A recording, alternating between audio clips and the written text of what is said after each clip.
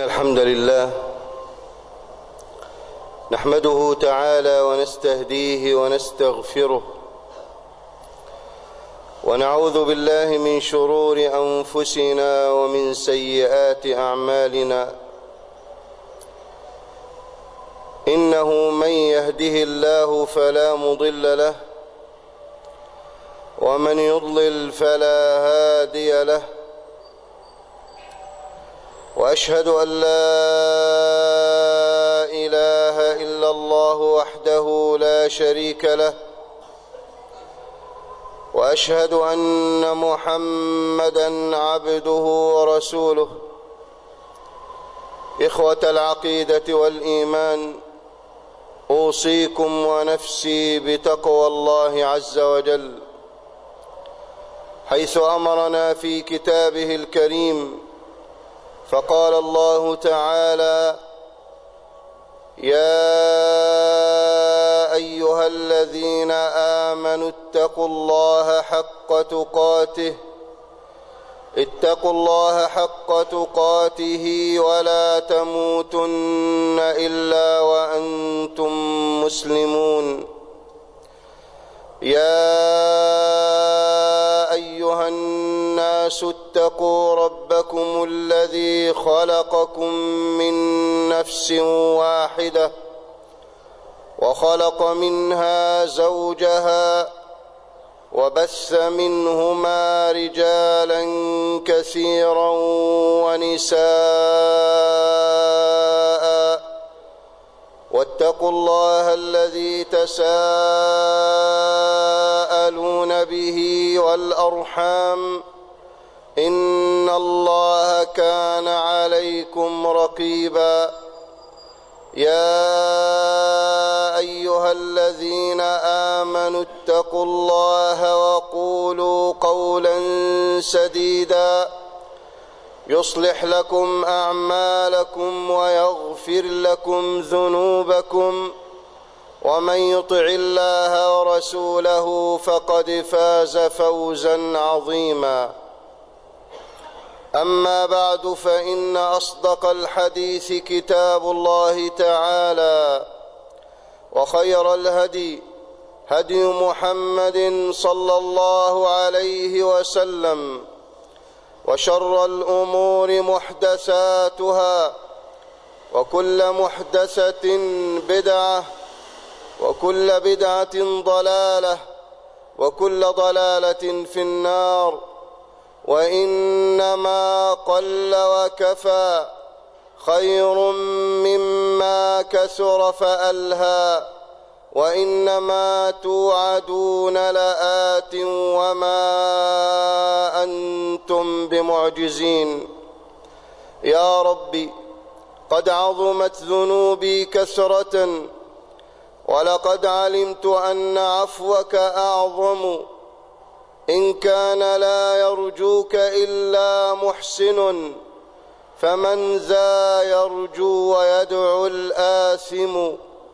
ليس لي إليك وسيلة إلا الرجاء، وجميل عفوك ثم إني مسلم. اللهم إنا نسألك علما نافعا، ورزقا طيبا واسعا، وعملا صالحا متقبلا. اللهم إنا نسألك أن توفقنا إلى أفضل الأقوال وأحسنها، وأن تجعلها يا ربنا خالصة لوجهك الكريم، وأن تجعلنا ممن يستمعون القول فيتبعون أحسنه. يجلسون أمام الكاميرات، الكذب صنعتهم، بل إن الكذب هو مصدر رزقهم. قال الله تعالى: وتجعلون رزقكم أنكم تكذبون. لا يملون من الكذب ليلا أو نهارا. يجد أحدهم نفسه وقد وصف بأوصاف كبيرة، بأنه السياسي والمفكر والإعلامي، فتجدهم يرمون بالاتهامات هنا وهناك، ولا يرقبون في مؤمن إلا ولا ذمة، لا يخافون الله عز وجل، لا يخافون الله عز وجل الذي يعلم ما في قلوبهم ويطلع على سرائرهم، لا يخافون الله عز وجل وهم يعلمون أنهم يكذبون ويكذبون، ولا يزال الكذب يصدر منهم تباعا، ولا يخافون الله تبارك وتعالى. قلبوا الحقائق فجعلوا الباطل حقا والحق باطلا، بل إنهم قد يستخدمون بعض آيات القرآن فيلوون عنق النصوص الشرعية ليستدلوا بها على ما يقولون من الباطل. ولا عجب أيها الإخوة، فإن النبي صلى الله عليه وسلم وصف هؤلاء بأنهم دعاة الفتنة حينما سأله حذيفة رضي الله عنه كما جاء في الحديث الصحيح، قال: يا رسول الله، إن الله أكرمنا بالإسلام وبالنبوة، فهل بعد هذا الخير من شر؟ قال: نعم. فقال: يا رسول الله، وهل بعد هذا الشر من خير؟ قال: نعم، وفيه دخن. قال حذيفة: وما دخنه؟ قال: دعاة على أبواب جهنم، دعاة على أبواب جهنم يتحدثون بألسنتنا وهم من جلدتنا. نعم، إنهم دعاة الفتنة حقا، إنهم كلما أطفئت نار فتنة أوقدوا فتنة أخرى، لا يريدون لهذا البلد استقرارا ولا أمانا ولا تقدما. نعم، فقد جاءت الثورة بنظام جديد على رأسه رجل عرف بالنزاهة ونظافة اليد. إنهم يريدون رئيسا فاسدا ليفسدوا، يريدون مسؤولين يسرقون ليسرقوا، يريدون وليا للأمر يرتع ليرتعوا.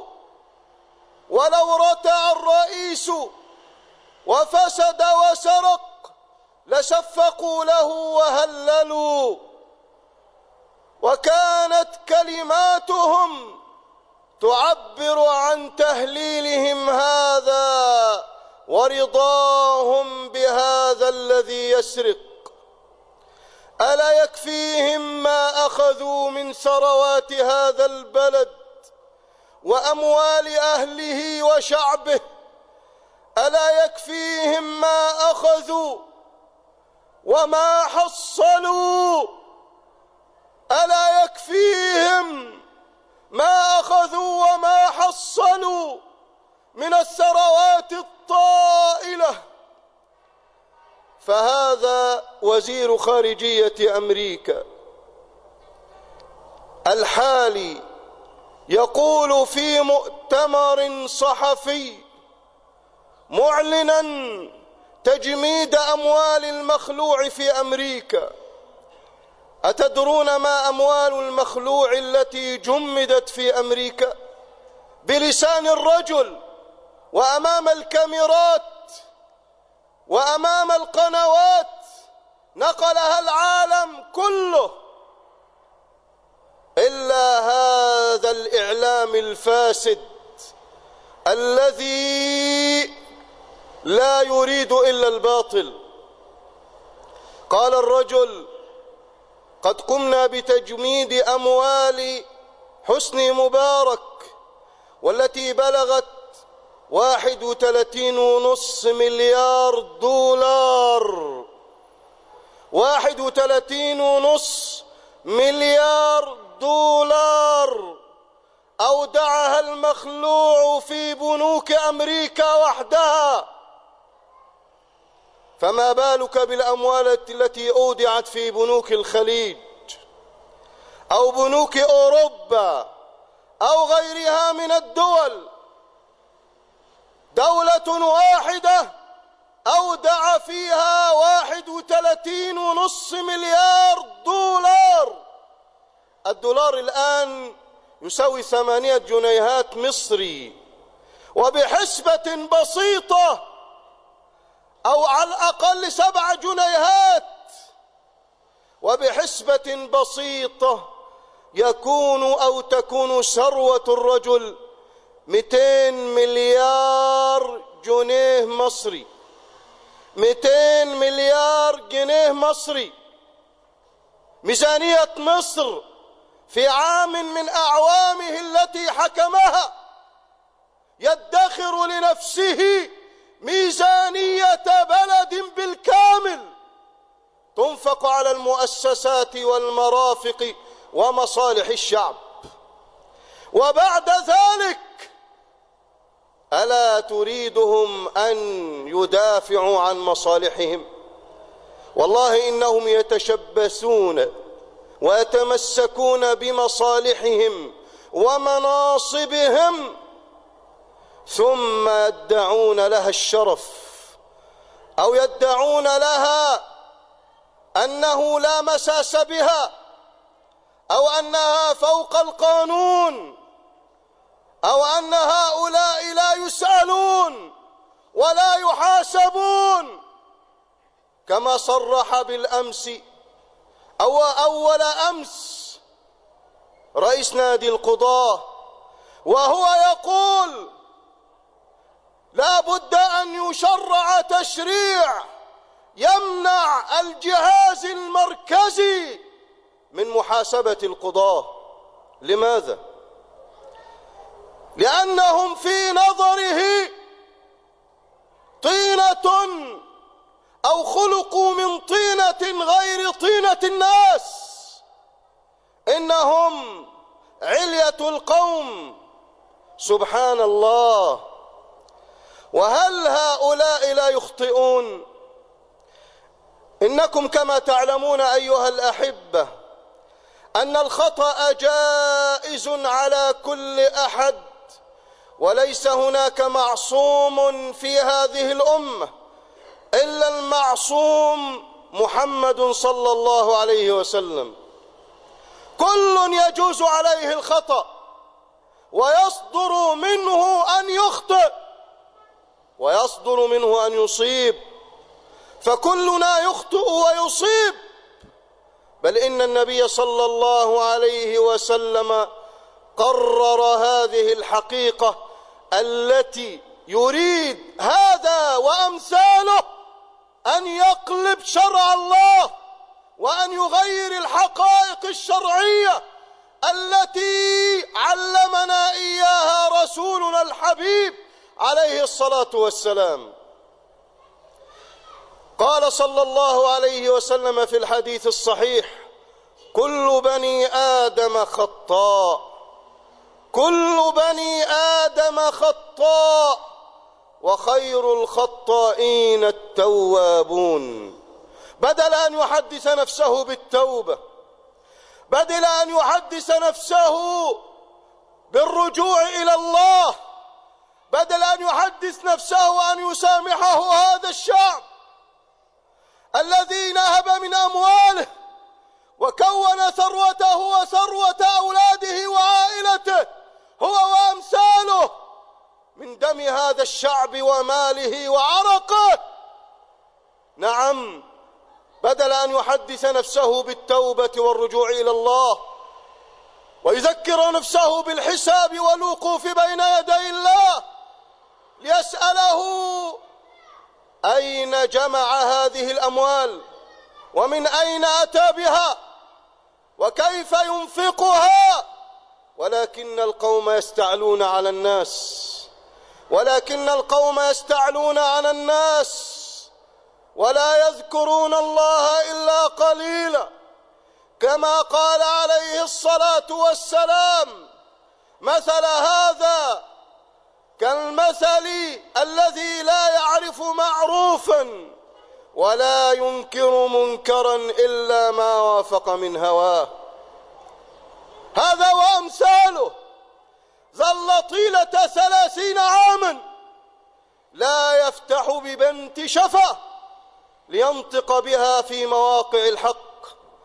يوم أن سحل القضاة وضربوا بالأحذية من بعض رجال الشرطة لم نسمع له قولا في الدفاع عن إخوانه من القضاة وزملائه. الآن أصبح للقضاء شرف ولم يكن في الماضي له شرف يدافع عنه. الآن تستغل مساحة الحرية التي أعطاها النظام الجديد في مصرنا الجديدة لكل أحد أن يتكلم أو يتحدث. تستغل هذه المساحة للتأليب على هذا البلد وأهله والاستقواء بالخارج بالأجنبي ليأتي ثم يأتي له بحقه الذي يدعي أنه قد سلب منه. لهذا الحد علانية جهارا أمام الناس يبدأ كلامه بالشكوى إلى أوباما رئيس أمريكا قائلا له: إن كنت تعرف إن كنت لا تعرف فتلك مصيبة، وإن كنت لا تعرف فالمصيبة أعظم.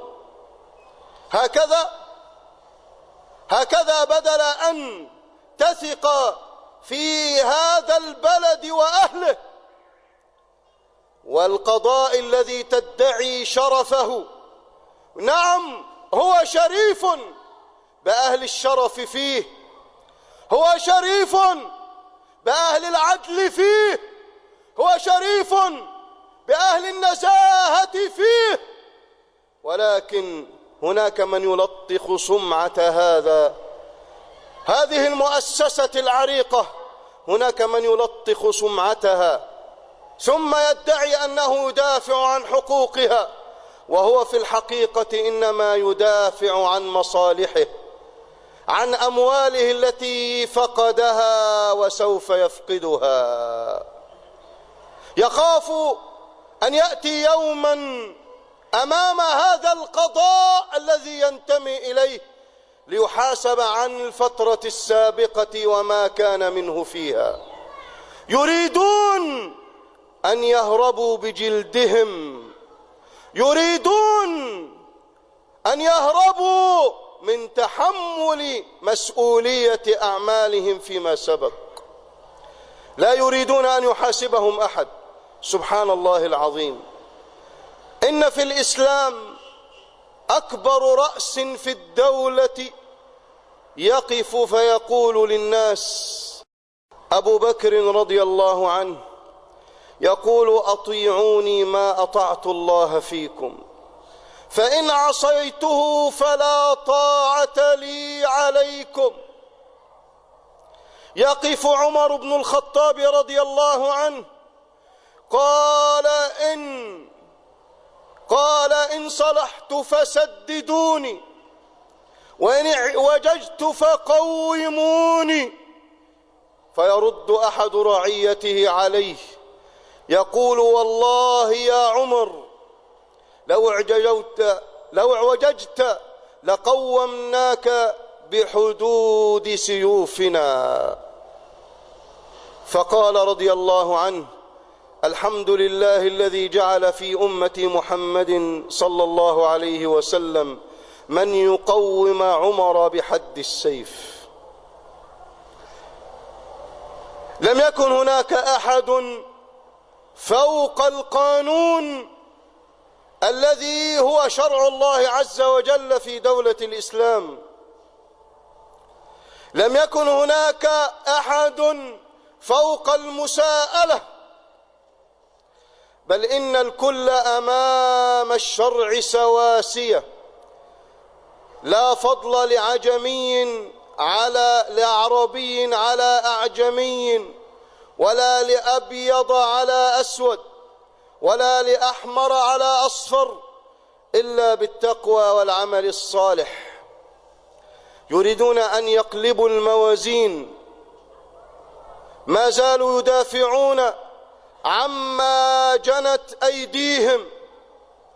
فوالله الذي لا إله غيره لو هربوا من الدنيا من المساءلة والمحاسبة فإن الله عز وجل ينصب ميزانا يوم القيامة يزن الحسنات بالذرات ويزن السيئات بالذرات، فمن يعمل مثقال ذرة خيرا يره، ومن يعمل مثقال ذرة شرا يره. فمن خفت موازينه فأمه هاوية، وما أدراك ما هي، نار حامية. يؤتى يوم القيامة بالشاة الجلحاء فيقتص الله عز وجل لها من الشاة القرناء التي نطحتها في الدنيا، فيجعل الله في الآخرة للجلحاء قرونا لتقتص ممن نطحتها في الدنيا، ثم يقول الله عز وجل لها كوني ترابا فتكون ترابا. قال المفسرون هذا قول الله عز وجل إنا أنذرناكم عذابا قريبا يوم ينظر المرء ما قدمت يداه ويقول الكافر يا ليتني كنت ترابا. هيهات هيهات، يتمنى الموت ولا يجده، يتمنى أن يكون ترابا. يا هذا أنت وأمثالك.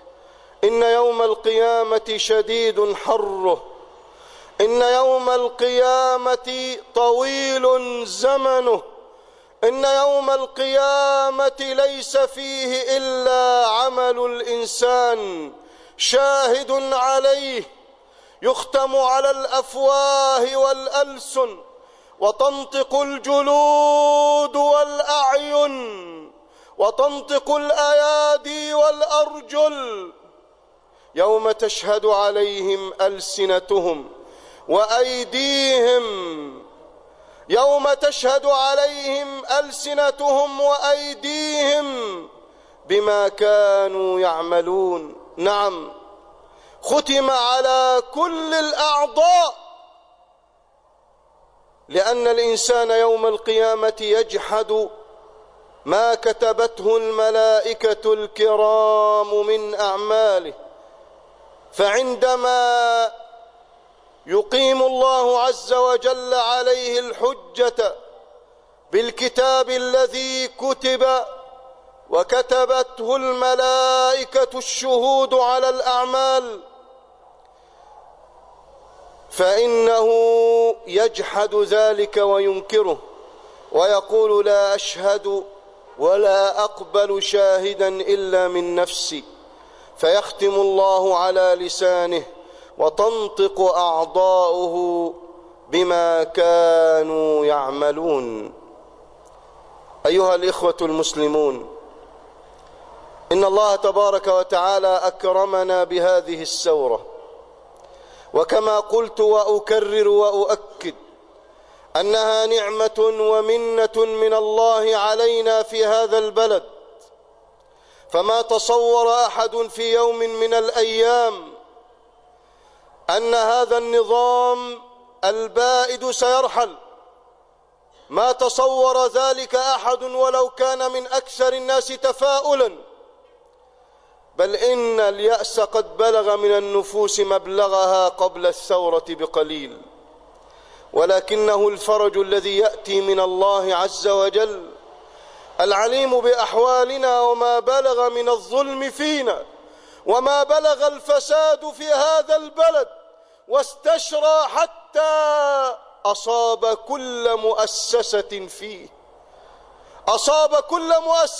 فيه، فأراد الله عز وجل أن يبدل الأحوال، ولكن هؤلاء يريدون أن يقفوا أمام إرادة الله، يريدون أن يرجعوا عقارب الساعة إلى الوراء. نقول لهم هيهات هيهات هيهات، فإن الله عز وجل حكم وأراد أن يزال الظلم من الدنيا، وسيزول، ولا تقوم له قائمة بإذن الله عز وجل بعد الآن. ولكن القوم يكابرون، فمن الله علينا بهذه الثورة، فينبغي أن نحمد الله عليها وأن نشكره سبحانه وتعالى على ما قدم لنا. وإن الأيام تسير، وإن الشهور تمضي والسنين، وينبغي لنا أن يكون لنا مما مضى عظة وعبرة. ينبغي لنا أن نحسن أحوالنا، ينبغي لنا أن نحسن أحوالنا ونرجع إلى الله عز وجل ونتوب إليه. ينبغي لنا أن نصلح من أنفسنا، ينبغي لنا أن نسعى للإصلاح في هذا البلد. نقف مع كل إنسان أو كل جماعة أو كل حزب أو تحت راية تريد الإصلاح لهذا البلد. ينبغي أن نتكاتف جميعا لإصلاحه ولإصلاح ما فسد من أحواله. لا نقف أمام الإصلاح ولا نقف أمام التغيير إلى الأفضل والأحسن. ما ينبغي لنا أن نكون أداة تعويق بنشر الأكاذيب والإشاعات وتصديق المضللين الذين يريدون إضلالنا، الذين يريدون إيقاع الشر بنا. وإن الله عز وجل فضحهم في مواقفهم، وإن الله عز وجل فضحهم في مواقفهم وفضحهم في أقوالهم وفضحهم في أعمالهم. ما ينبغي لنا أن نقف أبدا في وجه من يريد الإصلاح، بل ينبغي لنا أن نساعده بالعمل ونساعده ونكون معه، فإن لم نستطع فبقول طيب نقوله له أو ندافع عنه أو ندعو الله عز وجل له أن يوفقه إلى ما يريد من الإصلاح والفلاح لهذا البلد. ما ينبغي لنا أبدا أن نكون أداة تعويق أو أداة إفساد لبلدنا، فهذه بلدنا وهذه النعم التي نحيا فيها في هذا البلد أنعم الله علينا بها. ما ينبغي أن نجعل لمفسد مهما كان موقعه أن يسرق ثروتنا أو أن ينهب أموالنا أو أن يقوم بثورة مضادة تريد أن تقضي على ثورتنا وما كسبناه من ورائها. ما ينبغي أن نسمح لهؤلاء أن يكونوا أبدا مطاعين بيننا. ما ينبغي لنا أن نكون معهم إلا أن نعريهم وإلا أن نفضح أساليبهم. فهؤلاء القوم استباحوا كل الحرمات، وإنهم ليس لهم شرف في الخصومة، وإنهم يستخدمون كل الأساليب كما قال عليه الصلاة والسلام أن من علامات المنافق أنه إذا خاصم فجر في خصومته، لا يرعى ذمة المسلم ولا حرمة الناس، بل إنه يستبيح الأموال فيبيدها ويحرقها، بل إنه يستبيح الدماء فيقتلها، بل إنه يستبيح كل شيء في سبيل تحقيق غايته، في سبيل تحقيق مراده. فالغاية عندهم تبرر أي وسيلة يقومون بها. هؤلاء القوم ينبغي لنا أيها الأحبة أن ندرك ما يفعلوه، وأن نكون على وعي كامل بما يدبروه، وأن نكون لهم بالمرصاد، ليس نصرة للرئيس ولا لحزبه ولا لغيره، وإنما نصرة لبلدنا، نصرة لأنفسنا نحن، محافظة على ثرواتنا، محافظة على النعم التي أنعم الله بها علينا، حتى لا يضحك علينا هؤلاء مرة أخرى فيسرقون وينهبون وتضخم أموالهم وثرواتهم بسبب غفلتنا، بسبب عدم وعينا، بسبب ما نصدقه لما يروجونه من الكذب والإضلال والضلال. ينبغي أن نكون أداة وشوكة في حلق هؤلاء. نحن شعب مصر الذي ينبغي له أن يعيش حياته التي حرم منها ويأخذ حقوقه التي أخذت منه وغيبت عنه أكثر من 60 سنة. ينبغي أن نحافظ عليها جيدا، لأنها لو ضاعت منا فعند ذلك سوف نندم ندما شديدا حيث لا ينفع الندم. اللهم إنا نسألك يا ذا الجلال والإكرام أن تثبتنا على الحق يا رب العالمين. اللهم أرنا الحق حقا وارزقنا اتباعه، وأرنا الباطل باطلا وارزقنا اجتنابه. اللهم لا تجعله ملتبسا علينا فنضل. أقول قولي هذا وأستغفر الله لي ولكم. الحمد لله رب العالمين، نحمده سبحانه وتعالى حمد الشاكرين، ونصلي ونسلم على خير خلقه ومصطفاه من عباده سيد الأولين والآخرين. اللهم أحينا على سنته وأمتنا على ملته واحشرنا تحت لوائه. اللهم أسقنا من يده الشريفة شربة هنيئة لا نظمأ بعدها أبدا. اللهم اجمع بيننا وبينه كما آمنا به ولم نره، ولا تفرق بيننا وبينه حتى تدخلنا مدخله. اللهم اجزه عنا خير ما جزيت نبيا عن قومه ورسولا عن أمته. اللهم آمين، فإنك ولي ذلك والقادر عليه. هذه دعوة للتطهير، ينبغي أن نسعى جميعا لتطهير أنفسنا، ينبغي أن نسعى جميعا كل في مكانه أو مؤسسته أن يسعى لتطهيرها من الفساد، فالفساد هو أكبر عدو لنا الآن.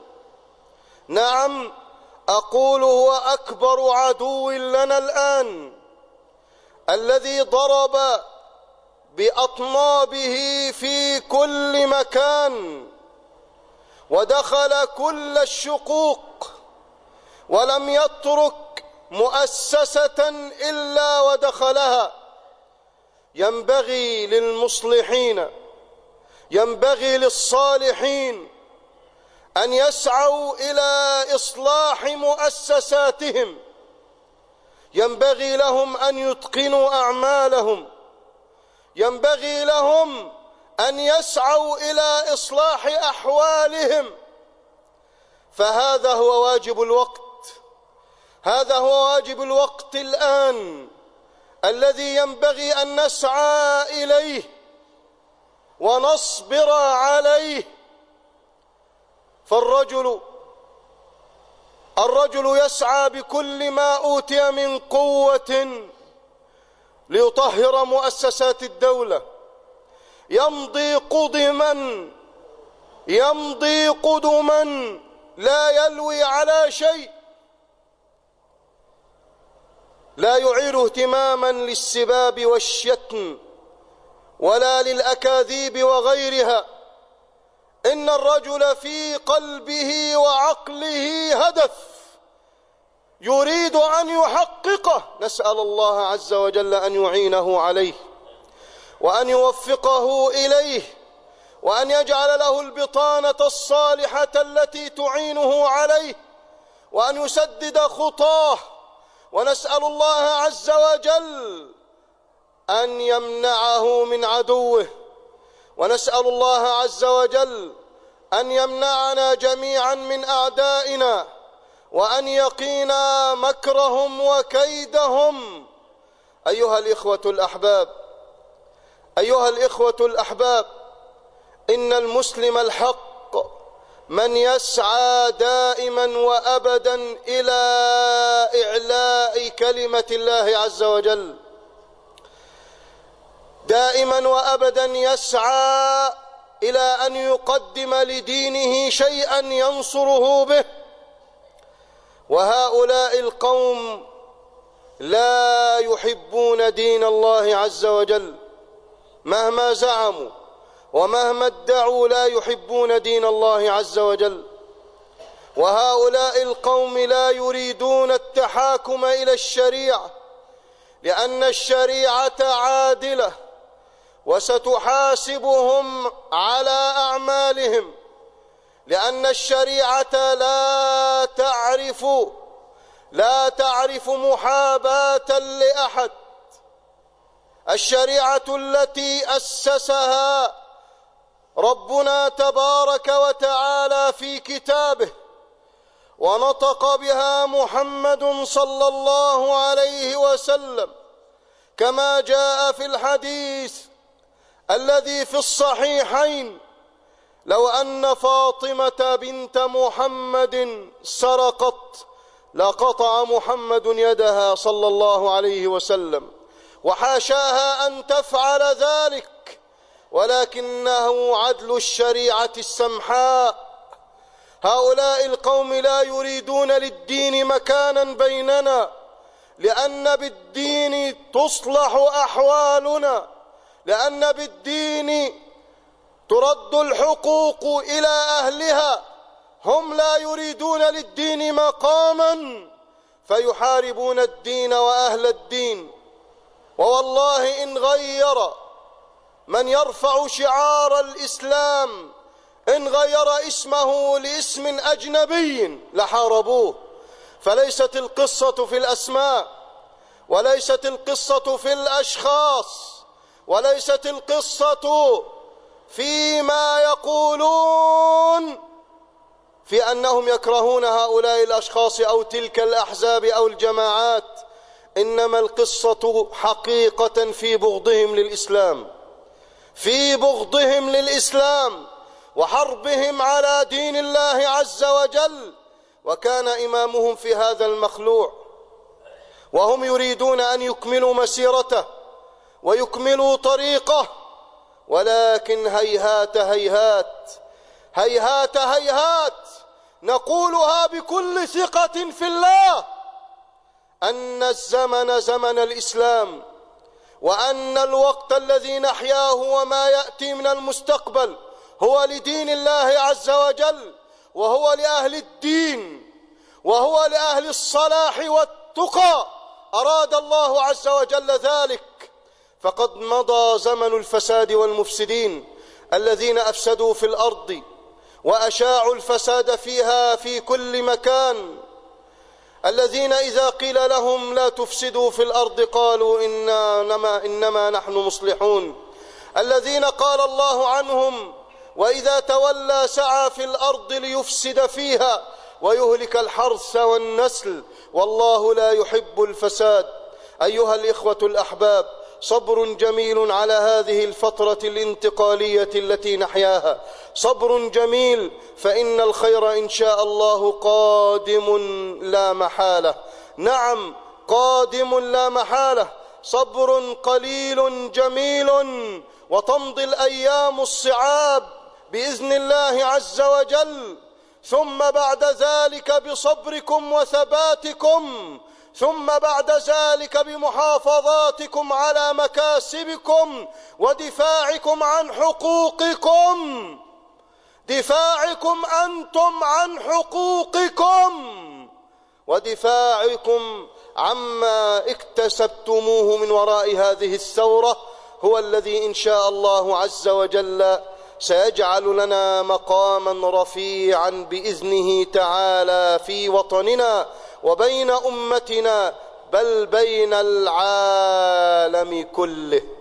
إن القوم يصعب عليهم الآن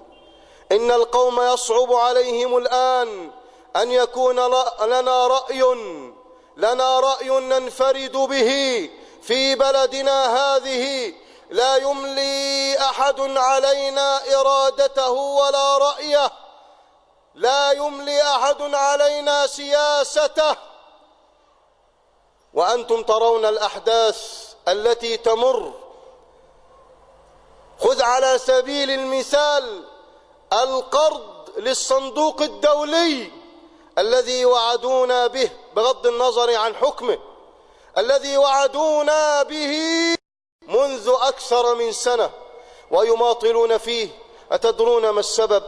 إنها الضغوط على هذا البلد ليركع، إنها الضغوط على هذا البلد ليسلم كما سلم من قبل، إنها الضغوط على هذا البلد ليكون تابعا لسياسات الغرب أو غيرها من دول العالم.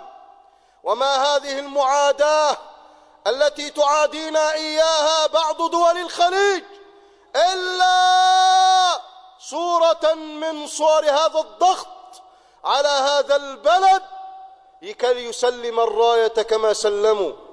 ولكن نسأل الله جل في علاه أن يثبت من يقوم على أمرنا على الحق، وأن يثبت قلبه على الحق، وألا يزعزع رأيه إلى الباطل، وألا يسلم ولا يستسلم للباطل. نسأل الله عز وجل أن يحفظ بلادنا، نسأل الله عز وجل أن يصلح أحوالنا. اللهم إنا نسألك يا ذا الجلال والإكرام في هذه الساعة الطيبة المباركة من يوم الجمعة، اللهم إنا نسألك بأسمائك الحسنى وصفاتك العلى يا حي يا قيوم، اللهم إنا نسألك يا ذا الجلال والإكرام أن تصلح ديننا الذي هو عصمة أمرنا. اللهم أصلح لنا ديننا الذي هو عصمة أمرنا، اللهم أصلح لنا ديننا الذي هو عصمة أمرنا، اللهم أصلح لنا دنيانا التي فيها معاشنا، اللهم أصلح لنا دنيانا التي فيها معاشنا، اللهم أصلح لنا آخرتنا التي إليها معادنا، اللهم أصلح لنا آخرتنا التي إليها معادنا.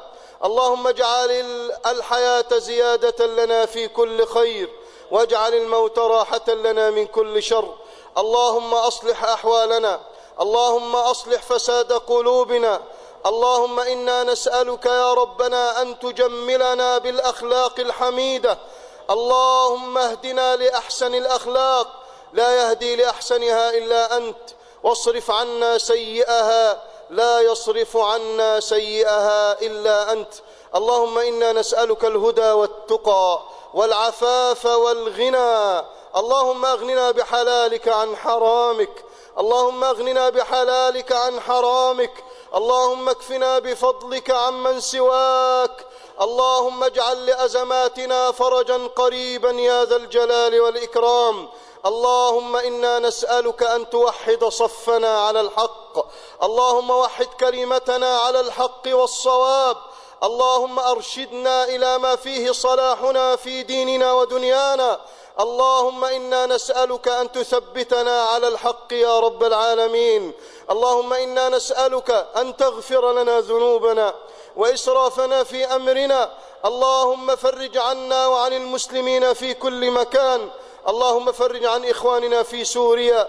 اللهم اجعل لهم فرجا قريبا ومخرجا. اللهم اجعل لهم فرجا قريبا ومخرجا. اللهم اجعل لهم فرجا قريبا ومخرجا. وكل مسلم ومسلمة في أي مكان وزمان يا رب العالمين. اللهم إنا نسألك أن تتقبل منا صالح أعمالنا وأن تجعلها خالصة لوجهك الكريم. اللهم آمين، فإنك ولي ذلك والقادر عليه. اللهم صل وسلم وبارك على سيدنا محمد وعلى آله وأصحابه أجمعين.